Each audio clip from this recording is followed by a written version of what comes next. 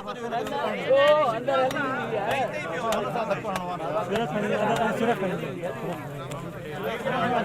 सिर्फ पक्की खड़ी है पापा जो पैया दो असा कच्ची छोड़ो सिर्फ पैया उड़ो छोड़ो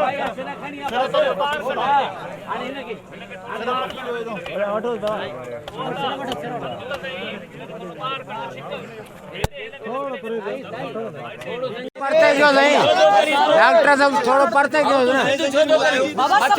नहीं मिलाए दो जंजीर मिलाए तो खबर पाए जंजीर मिलाए तो खबर पाए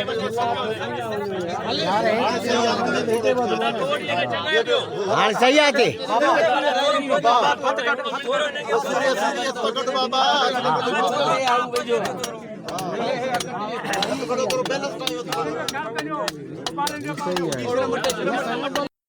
मौजूद सामीन वाइस ऑफ इंडस टीवी पारां आवां सभिनी खे भलीकार आऊं आहियां अवां जो पंहिंजो अली नवाज़ आरी सर।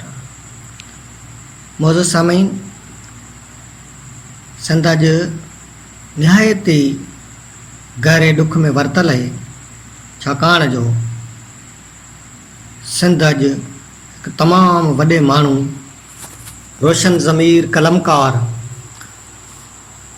ऐं सिंधड़ीअ जे आशिक़ खां महरूम थी वई आहे। हू अहिड़ो इंसान हो जेको सिंध बाबति साइंसी अंदाज़ में सोचींदो हो। संदसि सोचण ऐं लोचण सिंध लाइ हो। हुन सॼी ज़िंदगी सिंध लफ़्ज़ जो विर्द कयो। हुन सिंध सवाइ ॿी का तस्बीह सोरी बि कोन। साईं अता मोहम्मद बंबरो साहिबु इन देश जो उहो बाग़ी रूह हो जेको आज़ाद सिंध जे हवाउनि में साह खणण जो ख़्वाहिशमंद हो। तॾहिं त असांजे दोस्त अयूब खोसे निहायत ई ॾुखारे अंदाज़ में लिखियो आहे त मूं हुन जे अखियुनि में मुंहुं जो दड़ो ॾिठो, अरोड़ जी अकेलाई हुन जे लफ़्ज़नि में पढ़ियमि। हुन सिंध जे इश्क खे पंहिंजो रत ॾिनो। इल्मु तारीख़ शऊर जी पखेड़ लाइ हुन उमिरि अर्पे छॾी। सिंध वतन तौरु सुञापे इन ख़्वाब लाइ हुन उजागा कया। हुन पंहिंजे सर्वेच पुट जी क़ुर्बानी सिंध खे भेटा कई। हू कॾहिं बि जबर आॾो कोन झुकियो।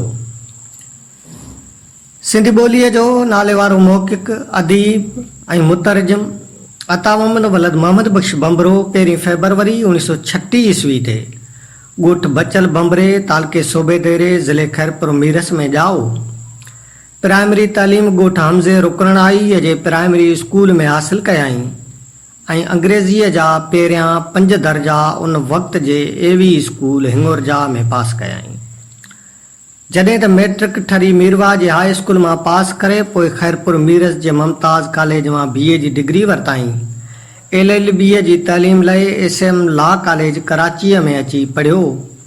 कानून जी डिग्री हासिल करे वकालत जी शुरूआती मश्क गंबट जे वकील हादी शेख सां गॾु कयाई। जॾहिं त नाले वारे वकील ऐं सिंध जे मशहूरु शाइर शेख अयाज़ सां गॾु हिन 1970 ईस्वी धारे 6 महीना ऐं 1980 ईस्वी धारे पिणु 6 महीना वकालती प्रैक्टिस कई। साईं अता मोहम्मद बंबरे 1967 ईस्वी धारे होशू नाले हिकु रिसालो जारी कयो जंहिं ते बंदिश पई। अहिड़ीअ तरह होशू रिसाले जो आख़िरी परचो 1974 ईस्वी में शाया थियो ऐं उन ई अरसे में बंबरे साहिब जूं कहाणियूं ऐं लिखणियूं होशू समेत ॿियनि रिसालनि में छपजंदियूं रहियूं। 1980 ईस्वी धारे हिन ईरानी ॿाराणे अदब जो हिकु किताबु तर्जुमो कयो ऐं ईअं अंग्रेज़ी ऐं रूसी ॿोलियुनि मां पिणु ॿाराणे अदब जा बहितरीन किताब तर्जुमा कयाई। हिन 1983 ईस्वी ऐं 1986 ईस्वी वारी MRD तहरीक जे शहीदनि ते शाइरी बि कई। 1989 ईस्वी धारे अता मोहम्मद बंबरे हैदराबाद में अची रिहाइश इख्तियार कई ऐं साॻिए साल हिन हेनरी किज़न्स जो किताब सिंध जा क़दीम आसार नाले तर्जुमो कयो ऐं हिन तर्जुमे जे फ़न खे बाक़ाइदे मामूल बणायो। हिन वक़्त ताईं हू 100 खां वधीक किताब सिंधीअ में तर्जुमो करे चुको आहे, जिन मां कुझु किताबनि जो ज़िक्र असीं हिते करियूं था। भिट जो शाह HT सोरले सिंधिका 1992 ईस्वी में छपियो। सिंधू लिखत ऐं ॿोली SR राव सिंधी ॿोलीअ जो बाख़्तियार इदारो 1994 ईस्वी। सिंध जो मेरान जी रावटी सिंधी ॿोलीअ जो बाख़्तियार इदारो 1995 ईस्वी। सिंधु लिखत जो बैन अल-अक़वामी लिखतनि सां लाॻापो JR हिंटर सिंधी ॿोलीअ जो बाख़्तियार इदारो 1995 ईस्वी। सिंध में क़दीम खंडरनि जी खोटाई हिन जी मुजमदार सिंधी अदबी बोर्ड 1997 ईस्वी। सिंधुअ जो सफ़र एलेक्जेंडर बिनस सिंधिका 1998 ईस्वी। हिकमत अमली सिंध में अंग्रेज़नि जी हिकमत अमली डॉक्टर एंड्रियन डेवर्टी सिंधिका 1998 ईस्वी। शींहं दरिया सिंधु शींहं दरिया जैन फेयरली सिंधिका 1999 ईस्वी। सिंध बाबति अंग्रेज़नि जी हिकमत अमली CL माड़ीवाला सिंध तहक़ीक़ी बोर्ड 1999 ईस्वी। हुर गोरिला जंग HK Lambrick New Fields publication 2000 ईस्वी। सिंध जी तारीख़ मोरखनि जी ज़बानी HM Elliot National Book Foundation Islamabad 2000 ईस्वी। सिकंदर जी का एरियन रोशनी 2000 ईस्वी। सिंध जी फतह लेफ्टिनेंट आउटराम सिंधिका 2001 ईस्वी। सिंधुअ जो मोह General Sir George MacMunn Sindh तहक़ीक़ी बोर्ड 2002 ईस्वी। तारीख़ जा सबक विल डेवरांट रोशनी 2002 ईस्वी। सिंध जा क़दीम आसार हेनरी किज़न्स सिंधी अदबी बोर्ड 2004 ईस्वी। ठटे जा इस्लामी दर्शगाह डॉक्टर अहमद हसन दानी सिंधी अदबी बोर्ड 2004 ईस्वी। ठटे जा कातिब सिंधी अदबी बोर्ड 2004 ईस्वी। सिंध जीअं मूं ॾिठी टी पोस्टन्स सिंधिका 2005 ईस्वी। सिंधुअ किनारे विसारियल शहर माइकल जेनसन सिंधिका 2005 ईस्वी। सिंध ॾुखोयल माथरी रिचर्ड बर्टन रोशनी पब्लिकेशन 2006 ईस्वी। सिंध हिंद जी क़दीम जाग्राफी एलेक्जेंडर कनंगहाम सिंधी अदबी बोर्ड 2007 ईस्वी। सिंध धरती मज़हबनि जी बाह सरताज शाइर शाह अब्दुल लतीफ़ भिटाई सिंधु लिखत जी भांज इंडस स्क्रिप्ट समेत ॿिया केतिरा ई किताब अची वञनि था।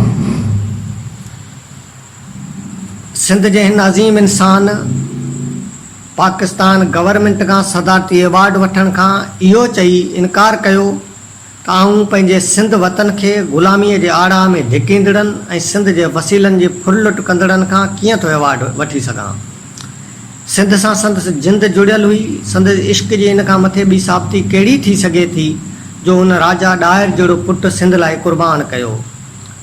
सिंध जे हिन अज़ीम पुट जी आख़िरी ख़्वाहिश बि इहा हुई त मुंहिंजे वतन सिंध जी आज़ादीअ खां अॻु में जे आऊं मरी वञा त मुंहिंजी क़बर मथां ज़ंजीरूं हणिजो त जीअं दुनिया खे ख़बर पवे असांजे वतन ऐं असांजे माण्हुनि खे ग़ुलाम बणायो वियो आहे ऐं जे सिंध आज़ादु थिए त मुंहिंजी क़बर मथां बि ज़ंजीरूं हटाए छॾिजो। जंहिंजी बुनियादी सुञाणप तर्जुमे तो रहे पर हू तर्जुमे सां गॾु तख़लीक़ी कम बि कंदो रहियो आहे। संदसि तहक़ीक़ी हवाले सां केतिरो ई कमु मंज़र ते आयल आहे ऐं अञा ताईं हिन की सिंध जे केतिरनि ई सरकारी तोड़े गैर सरकारी अदबी इदारनि वटि मुख़्तलिफ़ पब्लिशरनि वटि संदसि केतिरा ई किताब अणछपियल सूरत में मौजूदु आहिनि जिन जी ज़रूरत आहे त उहे तकिड़ा छपाए पधरा कजनि। छाकाणि जो जॾहिं अॼु असांजे विच में न आहे रहियो त ज़रूरत इन ॻाल्हि जी आहे त संदसि सॼो पोरियो जेको अणछपियल सूरत में आहे उहो मंज़र ते अचे त जीअं सिंध जो नओं नसुल आहे सिंध जी ईंदड़ पीढ़ी आहे संदसि कम खां वाक़ुफ़ु थी सघे। सिंधी ॿोलीअ जे हिन नाले वारे आलम अदीब शाइर ऐं मुतरजम 3 जून 2020 ईस्वी ते सिंध खे अलविदा कयो। 4 जून 2020 ईस्वी ते खेसि पंहिंजे अबाणे क़ब्रस्तान में मिटी माओ हवाले कयो वियो। संदसि विछोड़े ते असांजे दोस्त अमर फयाज़ बुर्डे केॾी हिन भली ॻाल्हि कई आहे त मां साख सां पियो चवां त भंभरे साहिब खे जन्नत जी का लोभ न हूंदी।